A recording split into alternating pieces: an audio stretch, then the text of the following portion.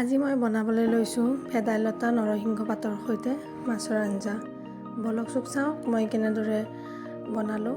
পোনপ্ৰথমে মই কেৰাহীখনত মিঠাতেল দি দিছোঁ। তেলখিনি মই গৰম হোৱাৰ পিছত এয়া মাছখিনি এপিচ এপিচকৈ দি দিছোঁ। আৰু মাছখিনি হোৱাৰ পিছত এয়া মই একেখিনি তেলতে পাঁচফোৰণ অকণমান, কাটি থৈ দিয়া জলকীয়াখিনি, পিঁয়াজখিনি আৰু এয়া আদা নহৰুখিনিও দি দিছোঁ। আৰু এইখিনি মই অকণমান সময়ৰ কাৰণে ভাজি লৈছোঁ।